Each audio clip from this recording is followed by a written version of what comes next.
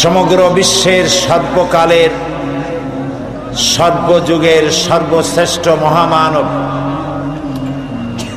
জনাবে মুহাম্মদুর রাসূলুল্লাহ সাল্লাল্লাহু আলাইহি ওয়াসাল্লামের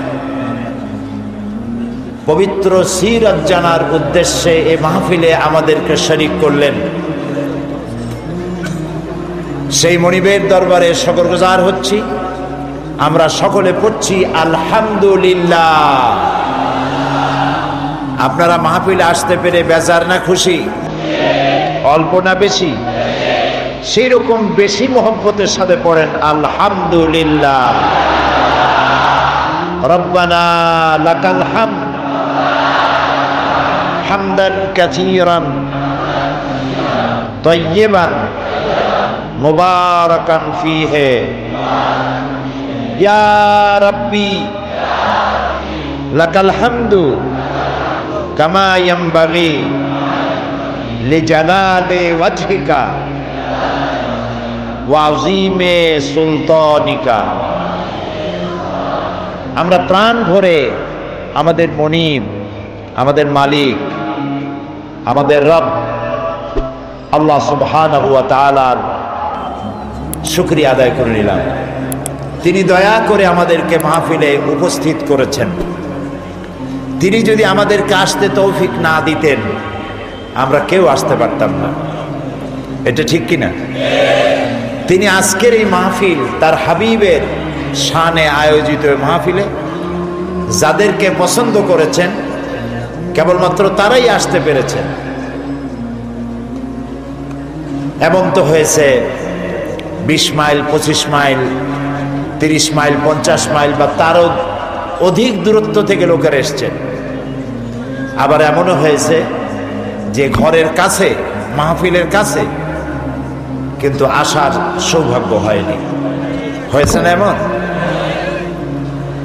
আমি আসরের নামাজের পরে খবর পেলাম পিরোজপুর থেকে, পিরোজপুরের জিয়ানগর উপজেলা থেকে একজন চেয়ারম্যান এবং একটি কলেজের প্রিন্সিপাল এবং সে এলাকার একজন দায়িত্বশীল ব্যক্তি, তারা একটা বেবি ট্যাক্সিতে করে পিরোজপুর থেকে এই মাহফিলে আসার জন্য রওনা করেছিলেন। প্রতিমধ্যে অ্যাক্সিডেন্ট করেছেন। জীবিত আছেন 3 জন, কিন্তু আহত হয়েছেন। তারা বোধহয় হসপিটালে পৌঁছে গেছে কিনা আমি জানতে পারি নাই। মাহফিলের শেষে খবর নেব ইনশাআল্লাহ। আমি শুরুতে তাদের জন্য দোয়া চাই, আপনারা দোয়া করুন আল্লাহ তাআলা তাদেরকে যেন পূর্ণ সুস্থ করে দেন, হায়াতে তাইয়্যিবা সেহাতে কুল্লিয়া যেন দান করেন। আলোচনার শুরুতে আরো দোয়া করে নিতে চাই। এ মাসটি ডিসেম্বর মাস, মহান বিজয়ের মাস। এ মাসেই 9 মাসের যুদ্ধের পর এদেশের বীর মুক্তিযোদ্ধারা যুদ্ধ করে দেশকে স্বাধীন করেছিলেন। তাদের মধ্য থেকে যারা দুনিয়া থেকে বিদায় হয়েছেন আমরা তাদের আত্মার মাগফিরাত কামনা করি। আল্লাহ তাআলা তাদেরকে সম্মানিত করুন, পুরস্কৃত করুন, এবং যে সমস্ত মুক্তিযোদ্ধারা পঙ্গু হয়েছেন, বেঁচে আছেন, তাদেরকে আল্লাহ সুস্থতা দান করুন, এবং একটি দেশকে স্বাধীন করার ব্যাপারে তাদের যে অবদান, সেজন্য মুক্তিযোদ্ধারা যারা বেঁচে আছেন আল্লাহ যেন তাদেরকে ঈমান সমৃদ্ধ জীবন যাপন করার তৌফিক দান করে দেন। প্রিয় ভাই সব, আমরা এসেছি এমন এক মহান ব্যক্তিকে জানার জন্য, এমন এক মহান সত্তাকে জানার জন্য যাকে না জানলে কিছুই জানা হবে না, এবং যাকে জানলে পরে এই পৃথিবীতে মানুষ হিসেবে জন্মগ্রহণ করেছি এর সার্থকতা লাভ হবে। সেটা মুসলমানদেরও যেমন, সেটা হিন্দু, খ্রিস্টান, বৌদ্ধ যারা তাদের জন্য তেমন, সমস্ত জাতির জন্য আল্লাহ রাব্বুল আলামিন তাকে পাঠিয়েছিলেন। তিনি অন্যান্য নবীদের মতো শুধুমাত্র একটি গোষ্ঠীর জন্য আসেন নাই। তিনি অন্যান্য জাতির মতো, অন্যান্য নবীদের মতো একটা এলাকার জন্য নবী হয়ে আসেন নাই। মুহাম্মদুর রাসূলুল্লাহ সাল্লাল্লাহু আলাইহি ওয়াসাল্লাম এসেছিলেন বিশ্ববাসীর জন্য। সুবহানাল্লাহ। দুনিয়ায় যত নবী আল্লাহ পাঠালেন সমস্ত নবীরা ছিলেন এলাকা ভিত্তিক এবং অঞ্চল ভিত্তিক, ভাষা ভিত্তিক।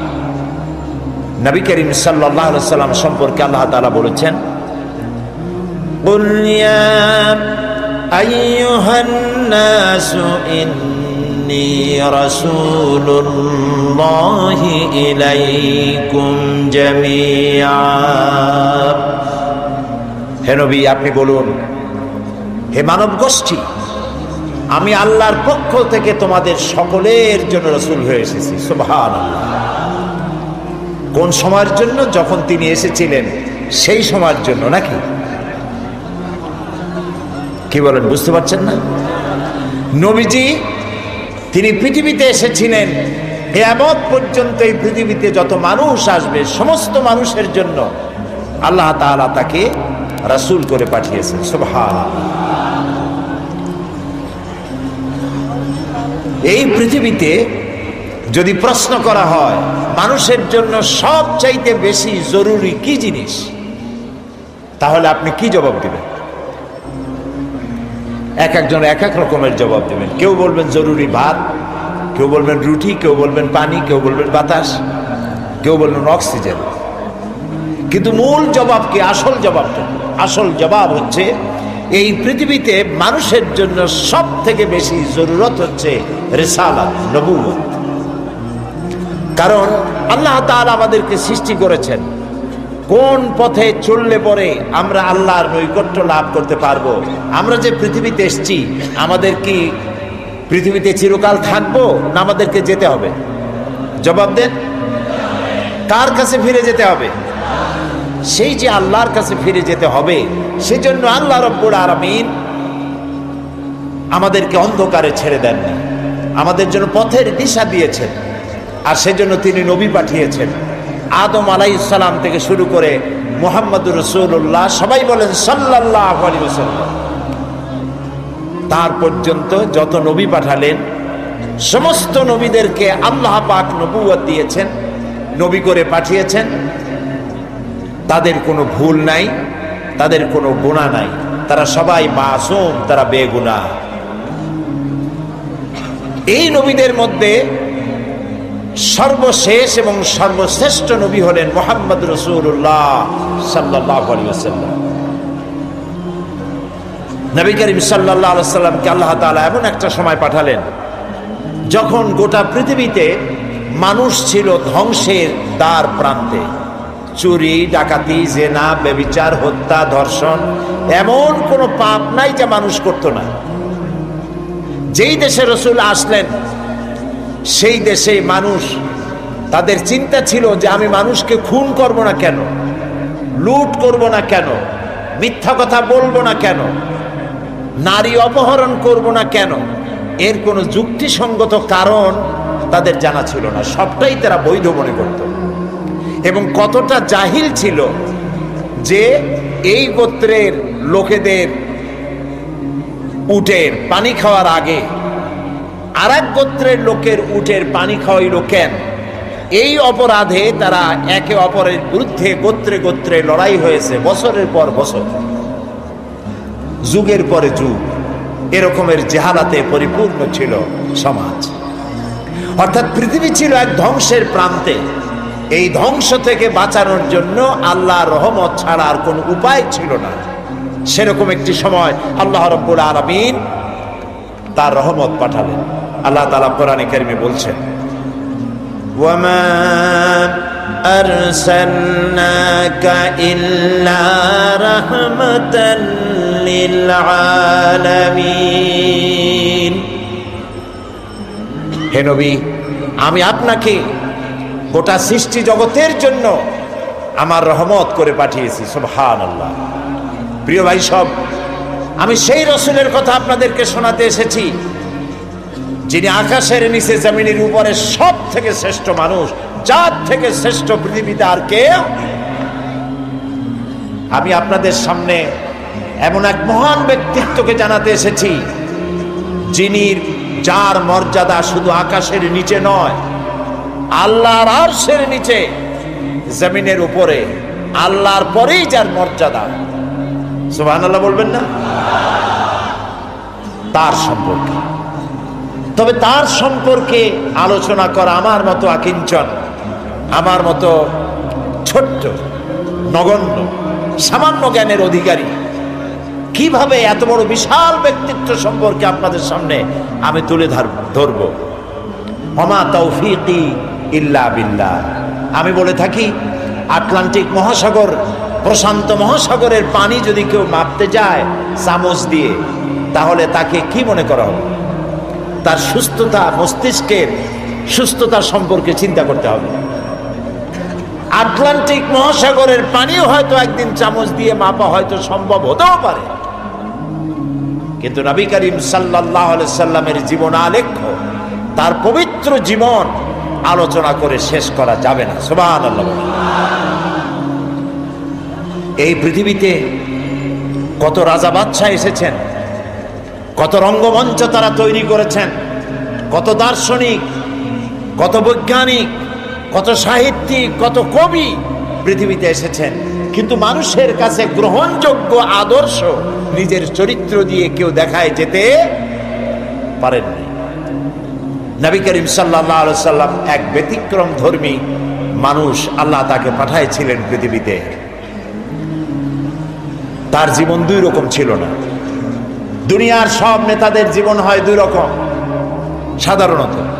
একটা হচ্ছে পাবলিক ক্যারেক্টার, আর একটা হলো পার্সোনাল ক্যারেক্টার। একটা ব্যক্তিগত জীবন, ব্যক্তিগত চরিত্র, আর একটা মানুষকে দেখাবার মতো চরিত্র। আপনি বলেন আমাকে, পৃথিবীতে এমন একজন নেতার নাম বলেন যিনি বলতে পারবেন আমার শৈশবে, আমার কৈশোরে, আমার যৌবনে, দিনে এবং রাতে আমি যা যা করেছি, আমার বন্ধুরা, আমার ড্রাইভার, আমার চাকর, আমার বাড়ির লোকজন, আমার বউ, আমার বন্ধু, আমার সাথী, তোমরা আমার ব্যাপারে যা দেখেছো সব মানুষকে বলে দাও, পারবে কেউ বলতে? এরকম আসতে বললেন, কথা বুঝতে পেরেছেন কিনা? তাহলে বলেন, এরকম কেউ বলতে পারবে? এবার যার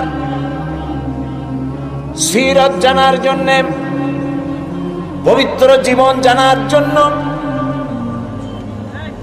আরামকে হারাম করে মাঠের ভিতরে বিনা বিছানায় যারা বসেছেন, যার জীবনকে জানার জন্য, তার সম্পর্কে শোনাই। আল্লাহর নবী বলেছেন, ও আমার সাহাবীরা, ও আমার স্ত্রীরা, দিনের আলোতে, রাতের আধারে আমার ব্যাপারে যা জেনেছো আর যা দেখেছো সবগুলো খুলে খুলে মানুষের সামনে বলে দাও। রাসূলের জীবন ছিল সূর্যের মতো দীপ্তমান, যেখানে কোনো কালিমা নাই। অন্ধ সূর্যের আলো অনুভব করতে পারে, ঠিক না? সমস্ত মানুষ তার জীবন সম্পর্কে ওয়াকিবহাল। পৃথিবীতে কেউ নাই রাসূলের চরিত্রে কোনো দাগ লাগানোর কোনো কথা বলতে পারে। সুবহানাল্লাহ বলতে ইচ্ছে করে না? আপনারা যে বসে আছেন এখানে, প্রত্যেকটা মুহূর্ত আপনার আমলনামায় নেকি লেখা হচ্ছে। কারণ জিক্রে ইলাহি যেমন ইবাদত, আল্লাহর জিকির করা কি বলেন না কেন? আল্লাহর জিকির যেমন ইবাদত, জিক্রে ইলাহি যেমন ইবাদত, জিক্রে হাবিবও তেমন ইবাদত। আমরা রাসূলকে স্মরণ করছি, তার আলোচনা করছি। কি মহান ব্যক্তিত্ব, যার জীবনে দুই রকমের কোনো কিছু নাই, সব স্পষ্ট। আল ওয়াদুহু ওয়াস সারাহা, একদম দিবালোকের মতো স্পষ্ট, কোনো বক্রতা নাই। কাফেরেরা চিন্তা করত যে এই লোকটা হইল কেমনে, এভাবে কেমনে হলো?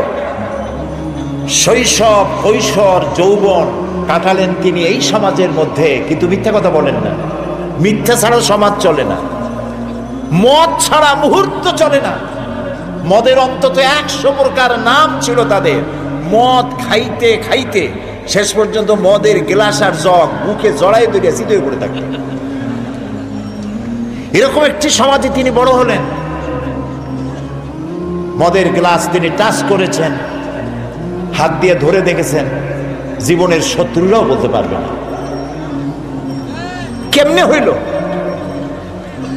তিনি যখন কোরআন শরীফ পড়তেন, কাফেররা মনে করত যে লোকটা কোনোদিন কোনো কবির সাথে বসে নাই, ওঠে নাই, সাহিত্যিকদের সাথে আনাগোনা ছিল না।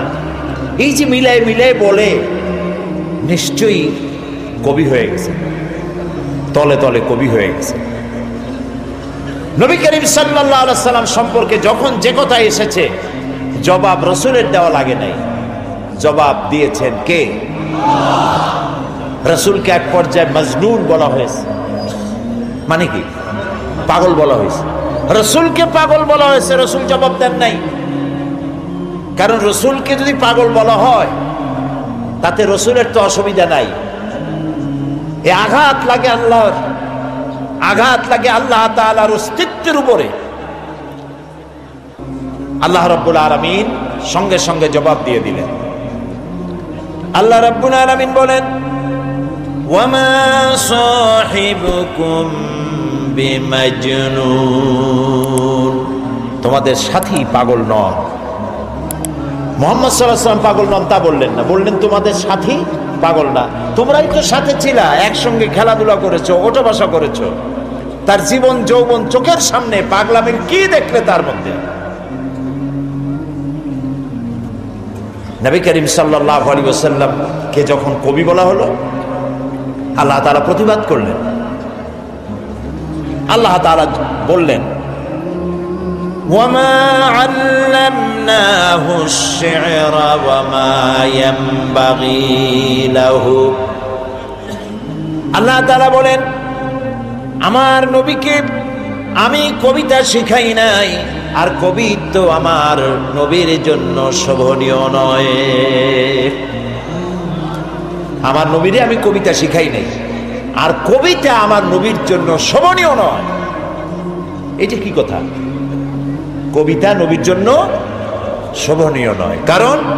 কারণ হলো, কবিরা অনেক সুন্দর সুন্দর কবিতা লিখতে পারেন, মানুষের মধ্যে উত্তেজনা, টেনশন, রোমান্স পয়দা করতে পারেন, কিন্তু কোনো সিদ্ধান্ত দিতে পারেন না। কবিরা পৃথিবীতে মানুষকে এমন কোন আদর্শ কবিত্বের মাধ্যমে শিক্ষা দিতে পেরেছেন, হোমার থেকে শুরু করে আজ পর্যন্ত এরকম কবি দেখা যায়নি। এবং কবিরা এমন এমন কথা বলেন যা বাস্তবতার সাথে মিল নাই। কবিরা আবেগ উচ্ছ্বসিত হন, কল্পনার ঘোড়ার পৃষ্ঠের উপরে বসে তেপান্তরের মাঠ দিয়ে নিরুদ্দেশ্যের উদ্দেশ্যে দৌড়াতে থাকেন। বাস্তবতার সাথে মিল থাকে না।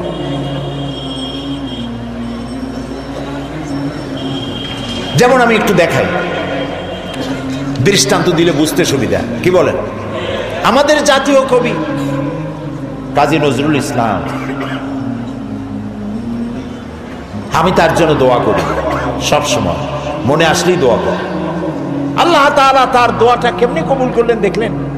তিনি বলেছিলেন, মসজিদেরই পাশে আমার কবর দিও ভাই, যেন সকাল সন্ধে মুয়াজ্জিনের আজান শুনতে পাই।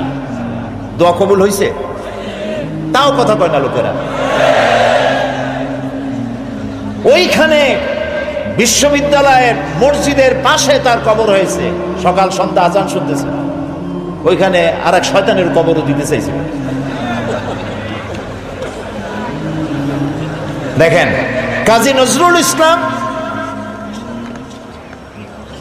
আমার মন বলে এমন সময় তিনি কলম ধরেছিলেন যখন মুসলমানদের পক্ষে কলম ধরার লোক ছিল না। শুধুমাত্র আল্লাহর নবীর নামে, নবীর শানে যেসব নাত রচনা করেছেন, যেসব গজল কবিতা রচনা করেছেন, আল্লাহ ইচ্ছে করলে এর বদৌলতে তাকে জান্নাত দিয়ে দিবেন। আল্লাহ যেন দয়া করে নজরুলকে জান্নাত দান করেন, আমরা বলি আমিন। নজরুল ইসলামের কথা আনলাম কেন? ওই যে কবিতা, যারা কবি হন আবেগে উচ্ছ্বাসিত হয়ে এমন সব কথা বলেন যার সাথে বাস্তবতার মিল নেই। যেমন তিনি এক জায়গায় লিখেছেন, মোর প্রিয়া হবে এসো রানী, দেব খোবায় তারার ভূ। এখন সত্যিই যদি ওনার যার প্রতি লক্ষ্য করে নিয়ে কবিতা লিখেছেন, যদি সত্যি ওই মহিলাকে তিনি প্রিয়তমা হিসাবে পেতেন, তো আকাশের তারাগুলি খোপায় দিয়ে দিতে পারতেন। তারপরে তিনি লিখেছেন জ্যোৎস্না রং আর রং ধরুন রং মিলাইয়া আলতা বানাইয়া তোমার পায়ে পরাই দিতাম। এটা কি উনি পারতেন? পারতেন। কবিরা সাধারণত আবেগপ্রবণ হন, আবেগে কথা বলেন যার বাস্তবতার সাথে মিল নাই। কবি হাফিজ নিশ্চয়ই নাম শুনেছেন, পারস্য কবি। তিনি তার প্রিয়তমা সম্পর্কে লিখেছেন।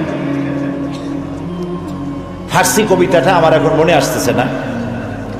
কবিতার অর্থ হচ্ছে যে আমার প্রিয়তমার লাল গালের উপরে যে কালো তিলটি আছে, একটি লাভ স্পট, এই প্রিয়তমার লাল গালের কালো তিলটি যদি আমি লাভ করতে পারি, আমি পাই, তাহলে সামারকান্দ এবং বুখারা আমি আমার প্রিয়তমার জন্য উৎসর্গ করে দিতে পারি। সামারকান্দ এবং বুখারার বাদশা ছিলেন তৈমুর লং। তৈমুর লং এই কবিতা শুনিয়া পুলিশ পাঠাতেছে, ব্যাটার ধরে নিয়ে বলল, হাফিজ তুমি তোমার প্রিয়তমার লাল গালের কালো তিলের জন্য গলায় দড়ি দিয়ে মরো, কিন্তু আমার রাষ্ট্র বিলিয়ে দেওয়ার অধিকার তোমারে কে দিল?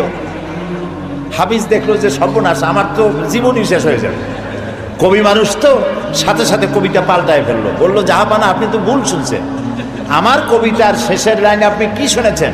বললো যে তোমার শেষের লাইন তো ছিল সামারকান্দ ও বুখারা, সামারকান্দ এবং বুখারা মিলাই দেবটা ছিল। তিনি বলছেন না, আপনি ভুল শুনেছেন, ওখানে আমার মূল কথা ছিল সেমনকান্দ অখর মারা। তার মানে হলো আমি বলতে চেয়েছি আমার প্রিয়তমার লাল গালের কালো তিলটি যদি লাভ করতে পারি, তাহলে 3 মণ চিনি আর 1 মণ খোরমা মিলাই দেব। আমি কিন্তু আপনাদের হাসির খোরাক দেইনি, চিন্তার খোরাক দিয়েছি। দুনিয়ার সব কবিরা এভাবে আবেগ প্রবণ হন, উচ্ছ্বসিত হন, রোমান্টিক হন। নবী আবেগ প্রবণ হতে পারেন না। নবী যদি আবেগে উচ্ছ্বসিত হয়ে পড়েন, আবেগে আবেগতাড়িত যদি হয়ে যান, তাহলে তো ইনসাফ করতে পারবেন না। নবীজির কাছে হযরত ফাতেমা রাদিয়াল্লাহু তাআলা আনহা এসেছেন, হাতের ঠোসকা পড়েছে, বলছেন, ইয়া রাসূলুল্লাহ, আব্বাজান কুয়া থেকে পানি উঠাতে উঠাতে দড়ি দিয়া আমার ঘাড়ের উপরে দাগ পড়ে গিয়েছে, আটা পিষতে পিষতে 2টো হাতে ঠোসা পড়ে গিয়েছে, আমার খুব কষ্ট হয়, আমাকে একজন খাদেমা আপনি দিবেন। রাসূলুল্লাহ বলছেন, ফাতেমা আমি মদিনার এখনো অমুক অমুক গোত্রের খাবার পৌঁছাইতে পারিনি, অমুক অমুক গোত্রের দাবি দেওয়া এখনো মিটাইতে পারিনি, আমি তো তোমাকে খাদেমা দিতে পারবো না। বরং তুমি এক কাজ করো, প্রত্যেক নামাজের পরে সুবহানাল্লাহ 33 বার, আলহামদুলিল্লাহ 33 বার, আল্লাহু আকবার 34 বার, এটা তুমি পড়ো। রাসূল যদি মেয়ের কলিজার টুকরা মেয়ে হযরত ফাতেমাকে না দেখে তিনি থাকতে পারতেন না। একবার রাসূলুল্লাহ বসা মসজিদে নববীতে, মুখ মলিন, সাহাবীরা ভয়তে কথা বলতে সাহস পাচ্ছে না। কিছুক্ষণ পর নবীজি উঠে চলে গেলেন হযরত ফাতেমার ঘরে। কিছু সময় পরে বেরিয়ে এলেন হাসি খুশি চেহারা। সাহাবায়ে কেরাম জিজ্ঞেস করলেন, হে রাসূল, এখন তো আমাদের জান ফিরে আসছে, আমরা তো হতাশ হয়ে গেছিলাম, আপনার মুখ মলিন দেখে ভয় তো অস্থির হয়ে গেছে। কি কারণে মুখ কালো ছিল? কেন আপনি অশান্তি ভোগ করছিলেন? আর কিভাবে আপনার শান্তি ফিরে এলো? নবীজি বললেন, সাহাবীরা ওদের মধ্যে একটু মনোমালিন্য হয়েছিল, আমি কষ্ট পাচ্ছিলাম। ওদের মধ্যে, বুঝতে পারছেন, হযরত ফাতেমা, হযরত আলী, ওদের মধ্যে একটু মনোমালিন্য হয়েছিল, আমি কষ্ট পাচ্ছিলাম। আমি ভেতরে গিয়ে দুজনকে নসিহত করলাম, তাদের মধ্যে এখন আবার আগের মতো হাসি খুশি ফিরে এসে আমি খুশি হয়ে গেছি। ফাতেমা আমার কলিজার টুকরা, যে ফাতেমাকে ব্যথা দেয় সে মুহাম্মদ সাল্লাল্লাহু আলাইহি ওয়াসাল্লামকে ব্যথা দেয়। প্রিয় ভাই, সব যে মেয়েকে এত ভালোবাসেন তিনি, আবেগ প্রমাণ হলে তিনি তো দিতেই পারতেন, তিনি মদিনার বাদশা, প্রেসিডেন্ট। নবী আবেগ প্রমাণ হতে পারেন না, আবেগের বশীভূত হতে পারেন না। এই জন্য আল্লাহ তাআলা প্রতিবাদ করেছেন, ওমা আল্লামনাহু শি'রা ওমা ইয়ানবাগী লাহু, আমি আমার নবীকে কবিতা শিখাই নাই, আর কবিত্ব নবীর জন্য শোভনীয় নয়। নবীর পার্সোনালিটি ভিন্ন। একজন সাহাবী বলেছিলেন, হে রাসূল, রাসূলুল্লাহ বলছিলেন যে তুমি এই কাজটা করলা না কেন? সাহাবী জড়সড় হয়ে গেলেন ভয়তে, বললেন, ইয়া রাসূলুল্লাহ, আমি তো বুঝি নাই, আপনি যদি একটু চোখ দিয়ে আমাকে ইশারা করতেন তাও তো আমি কাজটা করে ফেলতাম। রাসূলুল্লাহ বললেন, চোখ দিয়া ঠারে ঠরে কথা বলা নবুয়তের শান নয়। সুবহানাল্লাহ, সুবহানাল্লাহ। দেখেন না, মানুষের চোখ মেরে কথা বলে, ঠারে ঠরে কথা বলে, নবুয়তের শান এটা নয়। নবীজি যখন কথা বলতেন কারোর সাথে, পুরা দেহ মোবারকটা ফিরায় দিতেন, ডান দিকে, বা দিকে, পিছনে। আমরা যেভাবে এরকম কাটকুট করে শুনি, এরকম করতেন না, যাতে যার সঙ্গে কথা বলছেন তিনি যেন একথা বুঝতে পারেন যে রাসূল পুরা মনোযোগী হয়ে শুনছেন, আমাকে ইগনোর করছেন না। প্রিয় ভাই সব, এক মহাসমুদ্র। রাসূলুল্লাহ নামাজ পড়তেছিলেন, হযরত ওমর রাদিয়াল্লাহু তাআলা আনহু তখনও কাফির, চাইছিলেন রাসূলকে শায়েস্তা করবেন, মারবেন, লাঞ্ছিত করবেন।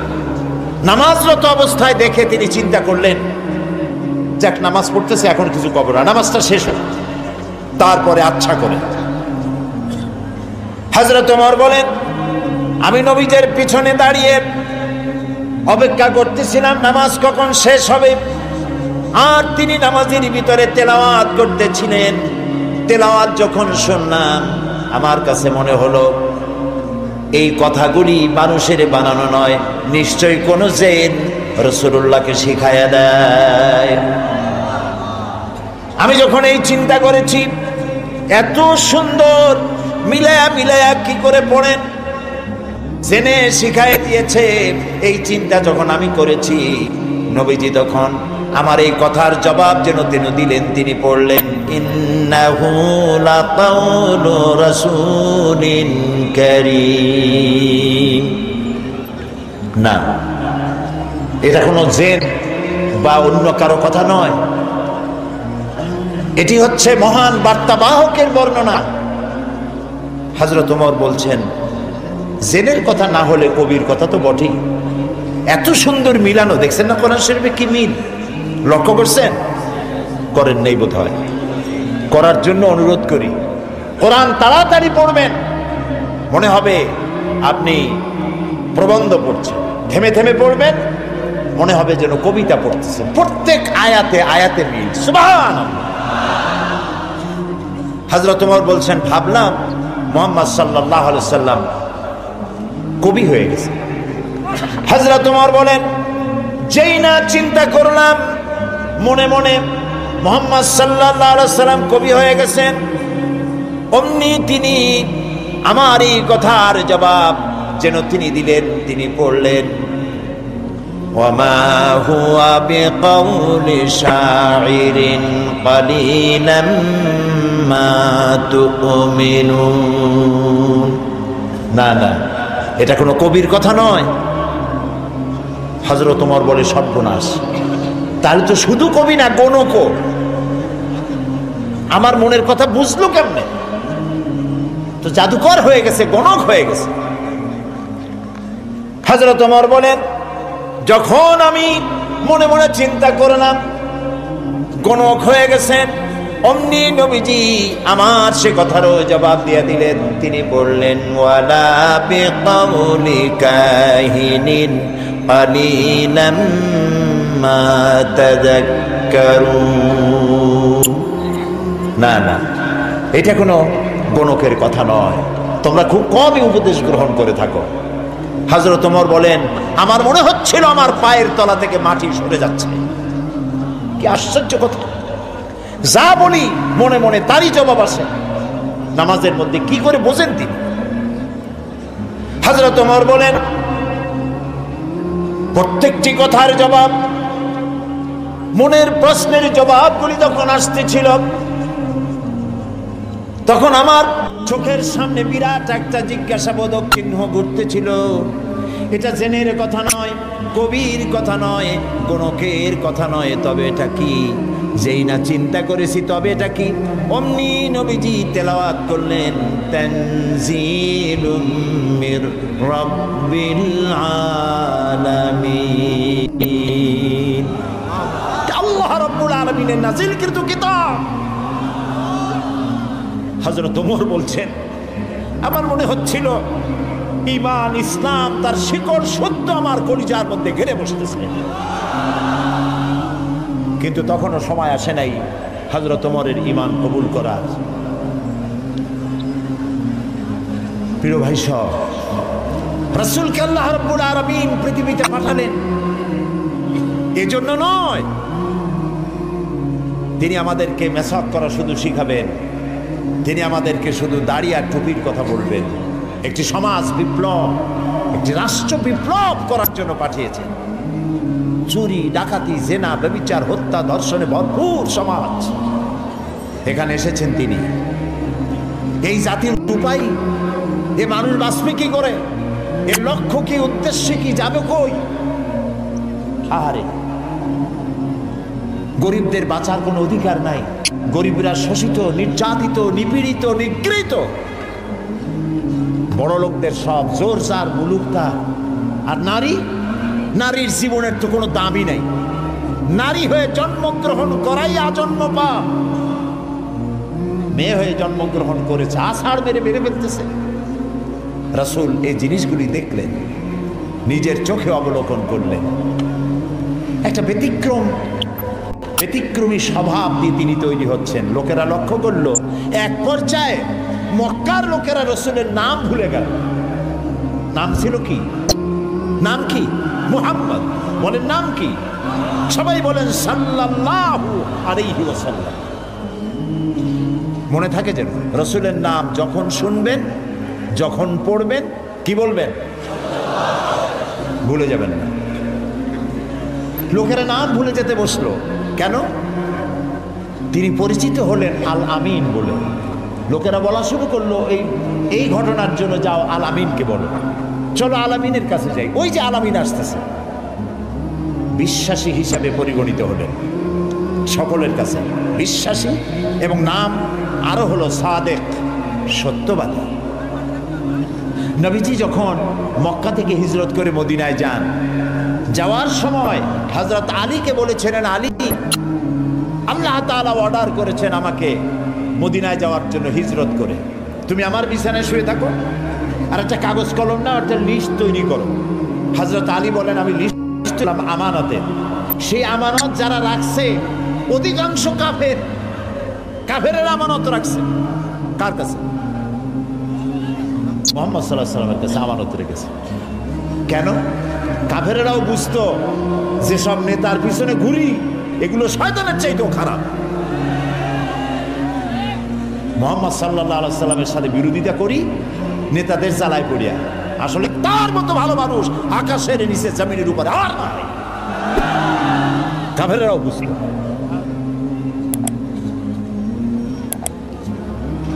এখনো আমাদের দেশে যত নেতা আছে অনুসারীরা বোঝে খাঁটি শয়তান। নামাজ নাই না, দেখেন না, নামাজ নাই, রোজা নাই, আল্লাহ পরকালের চিন্তা নাই, মিথ্যা কথা বলে অনবরত।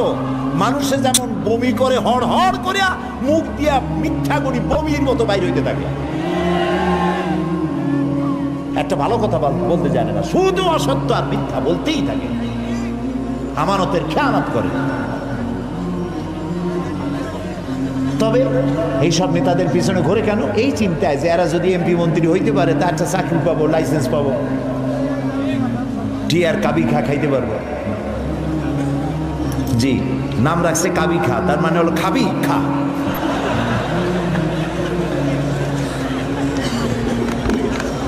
নবী করিম সাল্লাল্লাহু আলাইহি ওয়াসাল্লাম, আপনার আমার জীবন, আমাদের মা বাপের জীবন উৎসর্গ হোক রাসূলের কদম মোবারকের উপরে।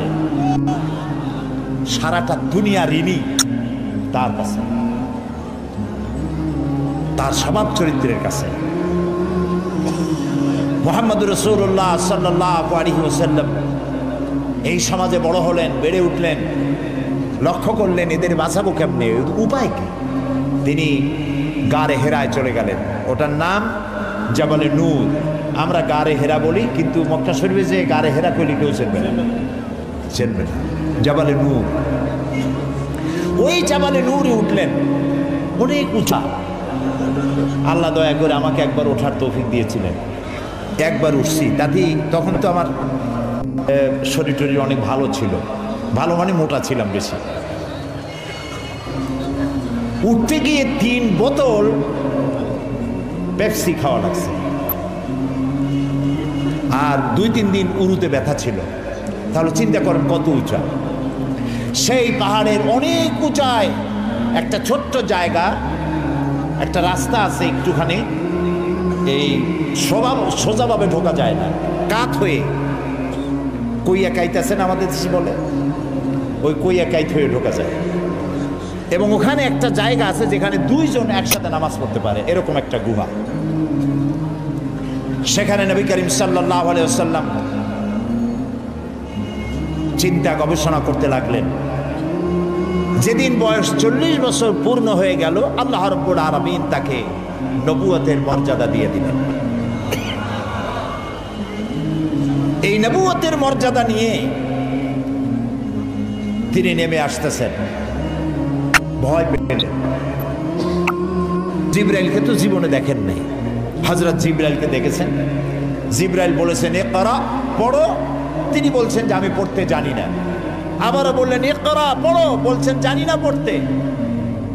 তৃতীয়বার তিনি বুকের সাথে জড়িয়ে ধরলেন, এমন ভাবে জড়িয়ে ধরলেন নবী করিম সাল্লাল্লাহু আলাইহি ওয়াসাল্লাম ব্যথা পেলেন এবং তিনি পড়তে পারলেন। নেমে এসে স্ত্রী হযরত খাদিজাতুল কুবরা রাদিয়াল্লাহু তাআলা আনহাকে বললেন আমাকে ঢেকে দাও। তাড়াতাড়ি করে চাদর এনে তিনি ঢেকে দিলেন। নবী করিম সাল্লাল্লাহু আলাইহি ওয়াসাল্লামের চোখের মধ্যে তীর ছাপ। হযরতে খাদিজা ভীত সন্ত্রস্ত হলেন, জিজ্ঞেস করলেন আবার আপনার কি হয়েছে? তিনি ঘটনা শোনালেন। হযরত খাদিজা কি বলতেছেন শোনেন। হযরত খাদিজা বলছেন ইয়া আবাল কাসেম, হে কাসেমের পিতা, আপনার ঘাবড়াবার কোনো কারণ নাই। কোন দুষ্ট জিন, কোন দুষ্ট শয়তান আপনাকে অনিষ্ট করতে পারে না, কারণ আপনি সত্যবাদী। আপনাকে কোন দুষ্ট জিন, কোন শয়তান আপনাকে অনিষ্ট করতে পারে না, কারণ আপনি আত্মীয়তার হক আদায় করেন। আপনি এতিমকে, মিসকিনকে খেতে দেন, আপনি বিধবাকে আশ্রয় দেন, আপনার ক্ষতি কেউ করতে পারে না। হযরত খাদিজা দৌড় মারলেন এবং নিজের চাচাতো ভাই হযরত ওয়ারাকা বিন নওফল, তিনি ছিলেন তাওরাতের জবরদস্ত আলেম। নবীজির মুখে খবর শুনলেন, সবটা শুনে নবীজির মস্তক মোবারকের উপরে চুমো খেয়ে বললেন কুদ্দুসুন কুদ্দুসুন, অতি পবিত্র, মহাপবিত্র ইয়া মুহাম্মদ সাল্লাল্লাহু আলাইহি ওয়াসাল্লাম। আপনার কাছে যিনি এসেছিলেন তিনি কোনো জিন নয়, তিনি মহাপবিত্র আত্মা, তিনি ফেরেশতা। যে ফেরেশতা এসেছেন ইব্রাহিম, মূসা, ঈসা, ইয়াকুব, আইয়ুব, সমস্ত নবীদের কাছে যে ফেরেশতা এসে, সেই জিবরাইল এসেছিলেন আপনার কাছে। তাওরাতে আমি যা পড়েছি তার সাথে মিল হয়ে যাচ্ছে, আপনি আখিরি জামানার পয়গম্বর। তবে আমার জন্য আফসোস, আমি বৃদ্ধ, এই জাতি আপনাকে খুব কষ্ট দেবে, নির্যাতন করবে। সেদিন পর্যন্ত যদি আল্লাহ আমারে বাঁচায় রাখেন, আমি আপনাকে সাহায্য করব, আপনার সাথে থাকব। প্রিয় ভাই সব, একটা নারী, একজন স্ত্রী পুরুষের জন্য, স্বামীর জন্য সব থেকে উত্তম সাক্ষী দিতে পারে, এর থেকে ভালো সাক্ষী আর কেউ দিতে পারে না। আল্লাহর নবী যখন তার স্ত্রী হযরত খাদিজা রাদিয়াল্লাহু তাআলা আনহাকে যখন দাওয়াত দিয়েছেন, আল্লাহ রাব্বুল আলামিন যখন দাওয়াতের জন্য বলে দিলেন নিকটবর্তী আত্মীয়দেরকে দাওয়াত দাও, সর্বপ্রথম নবীজি গিয়ে হযরত খাদিজাকে দাওয়াত দিলেন, বললেন আল্লাহ ছাড়া কোনো ইলাহ নাই, মাবুদ নাই, তার উপর ঈমান আনো, আর আমি মুহাম্মদ রাসূলুল্লাহ সাল্লাল্লাহু আলাইহি ওয়াসাল্লাম আখিরি জামানার পয়গম্বর, আমার উপর ঈমান আনো। স্ত্রীর জন্য স্বাভাবিক ছিল, স্ত্রী তো কমসে কম স্বামীরে চেনে, কি বলেন আপনারা, চেনে না? সব মানুষকে আপনি ধোঁকা দিতে পারবেন, সব মানুষকে আপনি চোখে ধুলা দিতে পারবেন, কিন্তু স্ত্রীকে ভাগিয়ে দিতে পারবেন না। ঠিক কিনা বলবেন? স্ত্রী আপনার জন্য ভালোবাসা দিতে পারে, জীবন দিতে পারে, সব দিতে পারে, কিন্তু ঈমান আনা অত্যন্ত কঠিন।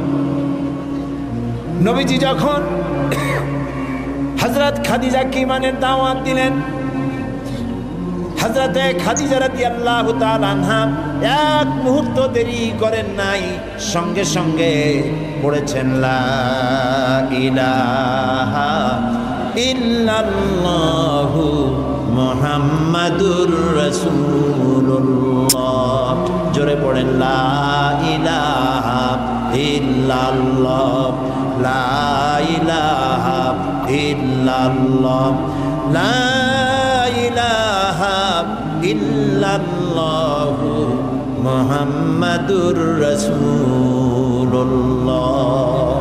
হযরত খাদিজা বলছেন, ইয়া আবুল কাসেম, আপনি অবশ্যই আল্লাহর নবী।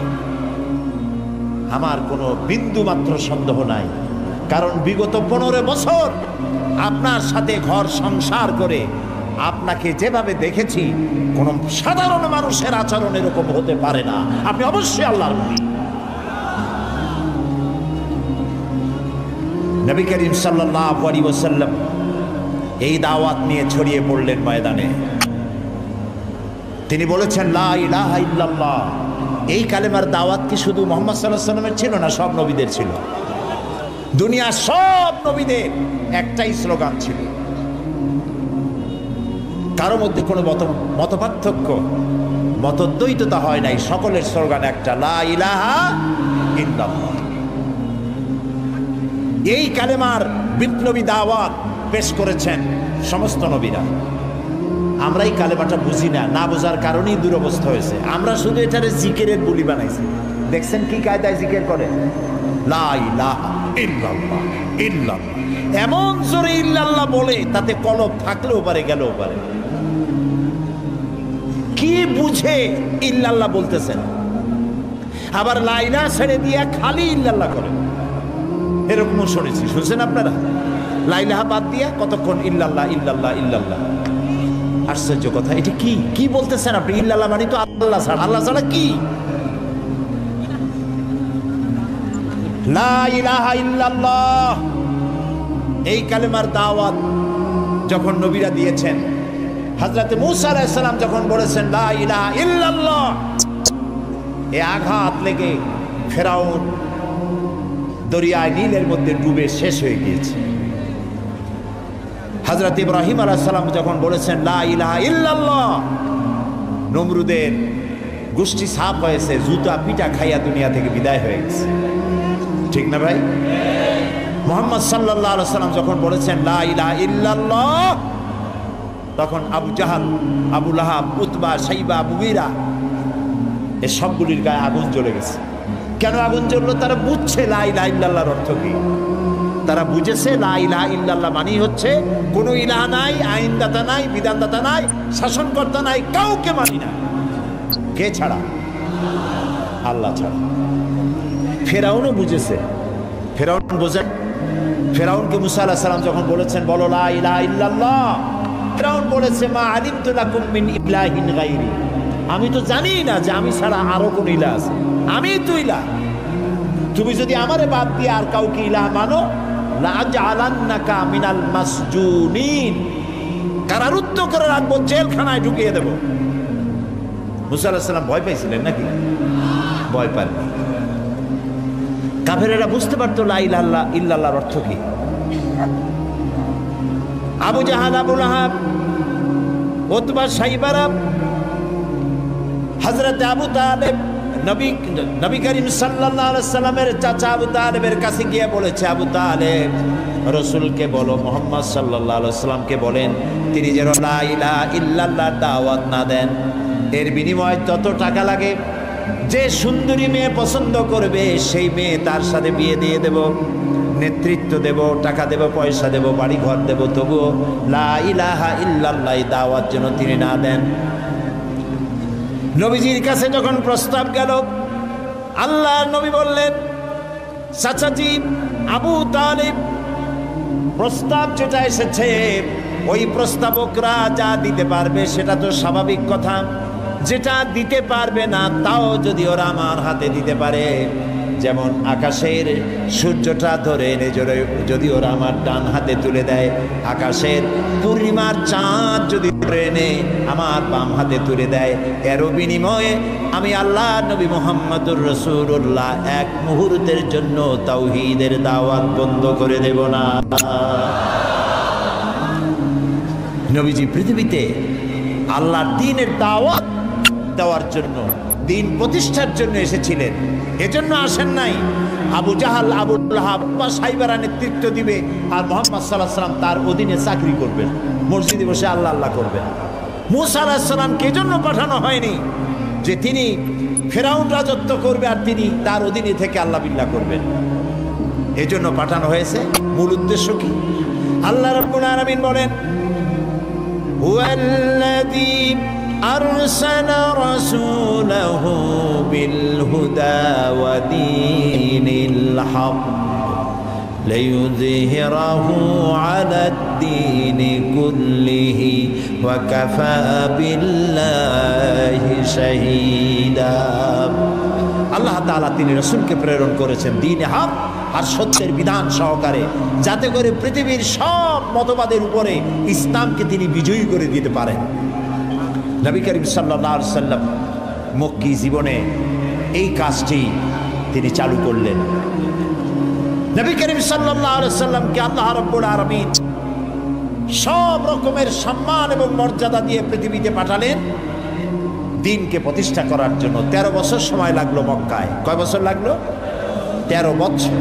এই 13 বছর দ্বীনের দাওয়াত দিতে থাকলেন মানুষের দুয়ারে দুয়ারে গিয়ে, গোপনে, রাত্রে, দিনে। আল্লাহর মেহেরবানি লোক তৈরি হয়ে গেল। আবু বকর, ওমর, ওসমান, আলী, খাব্বাব, খুবাইব রিদওয়ানুল্লাহ তাআলা আলাইহিম আজমাইন, এই সব লোক তৈরি হয়ে গেল। কেমন লোক তৈরি হলো? যে হযরত ওমর রাসূলকে হত্যা করতে আসছিলেন, সেই ওমরকে আল্লাহ এমন দরজায় পৌঁছায় দিলেন, রাসূল বললেন, লা নাবিয়্যা বা'দি ওয়ালা রাসূলা, আমার পরে নবীও হবে না, রাসূলও হবে না, কিন্তু আমার পরে যদি কেউ নবী হতো লাকানা ওমর, ওমরে আল্লাহ নবী বানাই দিতেন। সুবহানাল্লাহ বলুন। এই সব লোক তৈরি হয়ে গেল। 13 বছর সময় লাগলো। আল্লাহ রাব্বুল আলামিন হিজরতের অর্ডার দিয়ে দিলেন। নবীজি এবার মক্কা শরীফ থেকে রওনা করেছেন। গভীর রজনীতে হযরত আবু বকরকে সঙ্গে করে নিয়ে রওনা করলেন। জাবালে মেসফালার ভিতর দিয়ে, জাবালে কেদোয়ার উপর দিয়ে যাওয়ার সময় বারবার কাবার দিকে ফিরে তাকায় কাঁদতে লাগলেন আর বলতে লাগলেন, কাবারে বড় আশা ছিল তোর খেদমত করব, কিন্তু তোর নিষ্ঠুর সন্তানেরা তোর কাছে আমারে থাকতে দিল না রে। নবীজি হযরত আবু বকর রাদিয়াল্লাহু তাআলা আনহুকে সঙ্গে নিয়ে জাবালে সুরে চলে গেলেন। ফজরে রক্ত হয়ে গেল। হযরত আবু বকর বলেন, আর উপায় নাই, ধরা পড়ে যাব। এই গুহার মধ্যে কি আমরা আশ্রয় নেই? গুহার ভিতরে গিয়ে আশ্রয় নিলেন। সকালবেলায় কাফির বেঈমানেরা খুঁজতে খুঁজতে ওই পর্যন্ত এসেছে। একজন বলে পায়ের চিহ্ন এখানে শেষ, ভিতরে আছে, আর একজন বলে নাই। একজন বলে আছে, আর একজন বলে নাই। হযরত আবু বকর বলেন, ইয়া রাসূলুল্লাহ, আমরা ধরা পড়ে গেছি, আর উপায় নাই। এটা এত স্বল্প গভীর গুহা, বসতে পরে মাথা দেখা যায়, শুয়ে হাঁটু উঁচু করলে হাঁটু দেখা যায়, আর বাঁচার উপায় নাই। আল্লাহ রাব্বুল আলামিনের হাবিব তখন বললেন, কোরআনে কারীমের মধ্যে সূরা তাওবায় আল্লাহ শোনাই দিয়েছেন, ইদ ইয়াকুলু লিসাহিবিহি লা তাহজান ইন্নাল্লাহা মা'ানা। হে আমার বন্ধু, হে আমার সাথী, ভয় পেও না, আমরা দুইজন নই, আমাদের সাথে আর এক সত্তা আছে। তার নাম কি? সবাই বলেন। আল্লাহ রাব্বুল আলামিন তার হাবিবকে বাঁচালেন না ধরাই দিলেন? বাঁচাইছেন কিনা? দিনের বেলায় ঘুমায় থাকতেন, রাতের বেলায় চলতেন। 13 দিন সময় লাগলো। মক্কা শরীফ থেকে লোকেরা, কাফেরেরা রাসূলকে ধরার জন্য সুরাকাকে পাঠিয়ে দিল। সুরাকা চলল ধরার জন্য। অশ্ব পৃষ্ঠে সওয়ার হয়ে দৌড়াতে দৌড়াতে রাসূলের কাছে চলে গিয়েছে। হযরত আবু বকর বলছেন, ইয়া রাসূলুল্লাহ, আবার ধরা পড়ে গেলাম, এই লোক কেমনে ছাড়ি? আবার পিছনে দৌড়ানো আরম্ভ করেছে। আবার কিছু দূর গিয়ে দুটি পা, ঘোড়ার পা সামনের দিকে টেপে যেতে লাগলো। এবার বলল, আমি ক্ষমা চাই। রাসূল বললেন, মাফ করলাম, ফিরে যা। আবার যখন ঘোড়ার পা উঠে আসলো, সুরাকা চিন্তা করলো 100 লাল উট কেমনে ছাড়িয়ে যায়। আবার পিছনে আরম্ভ করছে দৌড়। এবার যখন কাছাকাছি এসেছে, সুরাকার ঘোড়ার 4টা পাই মাটির তলায় নামা শুরু হয়ে গেছে। সুরাকা বলছে, আমি মাপ চাই, আমাকে ক্ষমা করে দিন। রাসূলুল্লাহ ফিরে তাকালেন, বললেন, সুরাকা, এখনো তোমার বিশ্বাস হয় না যে আমি আল্লাহর নবী? সুরাকা বলছেন, হ্যাঁ। নবীজি তাকে ক্ষমা করলেন। ঘোড়া শুদ্ধ উপরে উঠে আসলো। সুরাকা চিন্তা করলো, একেবারে খালি হাতে ফিরবো? দেখেন কি কত বড় খারাপ মানুষ। সুরাকা বলছে, মুহাম্মদ সাল্লাল্লাহু আলাইহি সাল্লাম, আচ্ছা আমি যেই ধরলাম না, আমি ফিরে যাব এখন, কিন্তু আমি যে আপনাকে ধরলাম না, সেজন্য আপনি আমার কিছু দেবেন না? মানুষ কত খারাপ হতে পারে চিন্তা করেন। নবীজি রাগ করলেন না। নবীজি বললেন, হ্যাঁ দেব। কি দেবেন? নবীজি বললেন, তোমাকে আমি পারস্য সম্রাটের মুকুট তোমার মাথায় পরিয়ে দেওয়া হবে। সুরাকা মুখটা মলিন হয়ে গেল। কিভাবে সম্ভব? কইল কি? এটা কি সম্ভব কথা? যিনি রাতের আধারে একজন লোক নিয়ে কোন রকম করে আত্মগোপন করে চলে যাচ্ছেন, নিজের জন্মভূমি ছেড়ে পারস্য সম্রাটের মাথার মুকুট এনে আমারে দেবে, এটা একটা কথা হইল? কিছু দেবেন না তাই কর। মন খারাপ করে সে চলে গেল। নবী করিম সাল্লাল্লাহু আলাইহি সাল্লামের ইন্তেকালের পর হযরত আবু বকর ক্ষমতা এলেন, তারপরে হযরত ওমর ক্ষমতা এলেন। হযরত ওমরের জামানায় পারস্য বিজয় হলো, আর গনিমতের মালের সাথে পারস্য সম্রাটের মুকুটও এসে সামনে হাজির হয়ে গেল। হযরত ওমর লক্ষ্য করে দেখলেন গনিমতের মালের মধ্যে হীরা মণিমুক্তা খচিত চকচক করছে, পারস্য সম্রাটের মাথার মুকুট। হযরত ওমর বললেন, কেউ চলে যাও তো, সুরাকাকে ডেকে নিয়ে আসো। সুরাকা তখন বুড়ো হয়ে গেছে, দাড়ি চুল পেকে বৃদ্ধ হয়ে গেছে। সুরাকাকে কাছে ডেকে হযরত ওমর নিজ হাতে পারস্য সম্রাটের মুকুটটা সুরাকার মাথায় পরিয়ে দিলেন। বললেন, সুরাকা, আল্লাহর নবীর ওয়াদা কখনো মিথ্যা হয় না। নবীজি মক্কা থেকে মদিনায় পৌঁছে গেলেন। প্রতিমধ্যে খুব ক্ষুধার্ত হয়েছিলেন।